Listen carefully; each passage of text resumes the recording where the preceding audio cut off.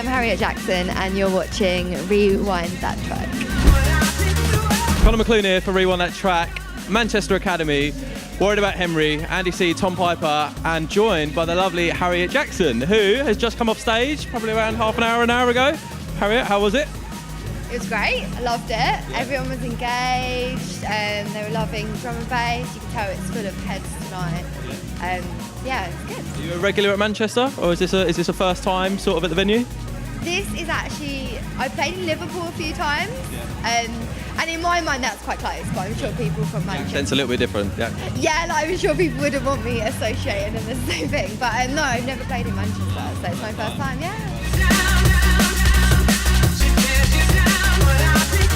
So obviously a little bit different to XOYO that you were playing at the other week. How was that? XOYO, like, I just think the people who come down to that night, they travel far and wide, they're all pure drum and bass heads. You know you can dig deep that night and they'll get it. So it's a really nice thing to be able to just play whatever you want. The energy in there, like, you can't even describe it unless you've been. But if you're into drum and bass, it's like, you've got to go. The one, my only.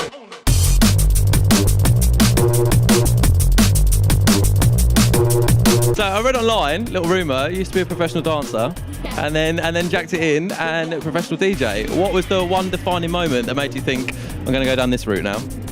I don't really know. I mean, I was just into raving, and when I got to the age where I was legally allowed to go out and go to raves, like, it's all I was doing. I was so into the culture and everything. So being involved on the other side of it, it just captured my attention. You put down your enthusiasm for raving to your success at dancing. Is that where you're practicing all the moves?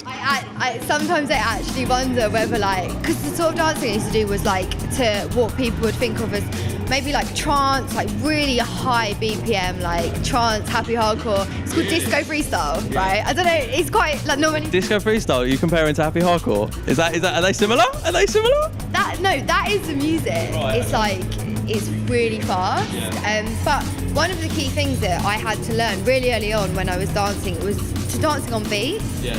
So sometimes I do wonder if that has helped me, you know, with the foundations of DJing, beat matching, stuff like that, like with that sort of structure of dance music, maybe that style of dance. And it towards a little bit, yeah, I can see why that would happen. I think it's led to here, maybe. Yeah. Andy's obviously headlining tonight. A little 3 hour set, a little as though it's like a little thing. A mammoth 3 hour set, but he just does it now like it's anything. What is your first memory of Andy C? So, my first memory of Andy C was probably actually, I think it was an under-18s rave at the Coronet. Yeah. And it's really weird you asked me that because I was looking back through some old photos the other day, and there was something called UTR events, Under the Radar. Under the Radar, yeah. So that was probably a good, like, 8 years ago.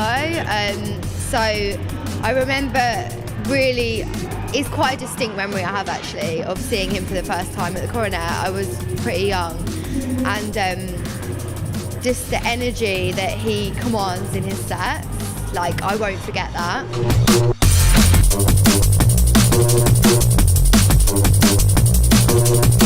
And we're moving into slightly warmer weather now, which means festival season coming up.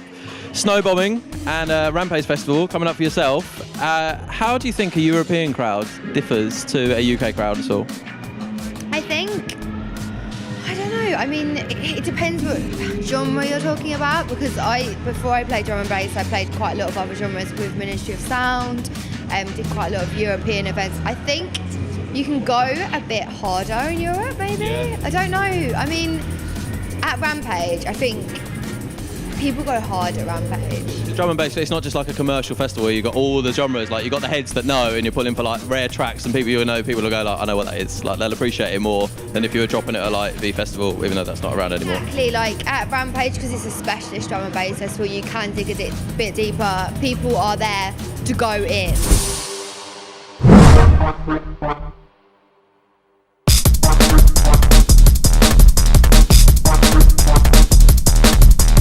Touching on the old Ministry of Sound stuff, so you were a resident for them, weren't you? What do you think being a resident for Ministry of Sound taught you about DJing? So, Ministry of Sound, basically, like, they do events all over the world, and so I was a tour DJ, so it wasn't necessarily a resident in the club, but I was being sent to loads of different countries, and what I learned more than anything was how to open up what I was playing, like being more open-minded, because before I worked for Ministry, I was very much wanted to stay in my box of what I liked, what I thought other people should like. But you know, I played in Austria to like a techno crowd. The next week I'd be playing in Hereford, and it was older people like who wanted house classics. And then another week it would be a freshers crowd. Keeps you on your toes, then, like you got to be dynamic and like swap it up. Like before that, I never, knew I could do that, but it put me in situations where I had to deliver. Yeah. What is the best era of drum and bass? I'm going to give you a 3-year little window. What's the best era of drum and bass for you personally? It's a hard one because I love jungle. Yeah, 95, 96, 97, that sort of. 98 to 2000, but for me, I was born in 1993, so I wasn't going out and listening to that. You weren't in the crib or the jungle going, oh, Doc Scott, give me that rewind, DJ Hype. I can't say that I authentically was involved in that scene then, but for me, I listened to that era and do feel a sense of nostalgia. I don't know if it's because my my dad especially was quite into jungle when I was growing up, so I think for me I recognised that sound from when I was growing up in my house in London.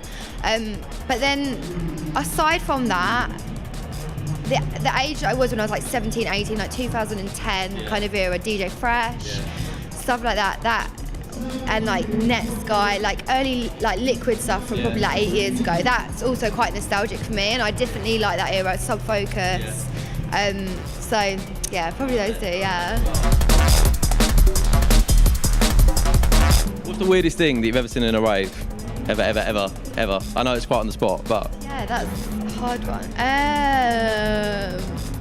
Okay, so I played it, this wasn't even too long ago, but it's fresh in my memory. So my friend came with me to an event at THORPE Park. It was a Ministry event, and they do an event at THORPE Park. Yeah, which is actually great. If you get the chance to go, if you It's not like on the Dodgems where you go to a fair and they're like, scream if you want to go louder. It's not like that. So basically, you get a wristband, and then in the in the big area. So she came with me and she showed me a video that she got after. I didn't notice at the time because I was DJing in the zone. But there was a corner of couples. Really? And they just looked like they may have met that night. What, just everyone in the arena? Just little matchmaking? Everyone was raving. Yeah. What were you playing? Dropping Stevie Wonder, bit of Marvin Gaye, this one's for all the couples out there.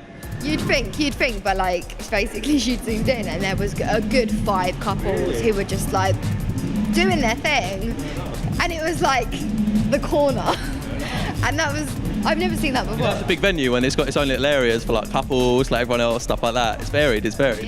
Yeah, I've never seen that before, so that was interesting.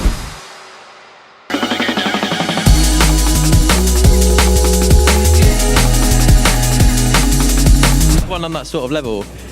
What is the one tape pack, or what's the one set, drum and bass wise, that you would listen to? What's your go-to drum and bass set that you listen to? Era and artist who it is? Or if you've got a couple, some ones that stand out. Okay, so the one that stands out for me was probably because it was quite pivotal in my own career as a DJ, and because she's a female, I guess. So it's when I first started DJing, probably about 2010, Digital Soundboy, Shy FX's label was quite big. So B-Trace was playing a lot of jungle and drum and bass then, Digital Soundboy, and she released a mix, I guess it was probably 2009, 2010, and I just remember that because I listened to it over and over again. I could probably recite the track list back to you now. But for me, it was just wow, this is another girl who's DJing, playing the sort of stuff I like. And that for me is that just sticks out. It's quite, it was a while ago, but yeah.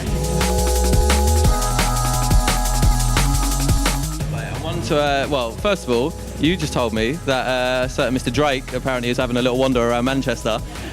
What do you think the chances are of him turning up here tonight? Because he said he's been out and about. He finished his set obviously earlier, and now he's checking out clubs and stuff like that. What would you say if you were looking out on the stage and you just saw Drake in the crowd bopping around?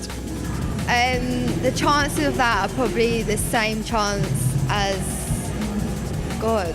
Like, I don't know. I've heard rumours he's got a little alias of a little jungle alias that he might be producing with. I mean, we can only hope that he might come in. He's appreciated other UK genres quite heavily. Big on the grime, isn't he? Big on the grime. So go, look, come on, mate, get the jungle and hardcore in there. Drum and bass is a big part of the UK music culture. So, I mean, it's not going to happen though. We can only wish. We can only wish.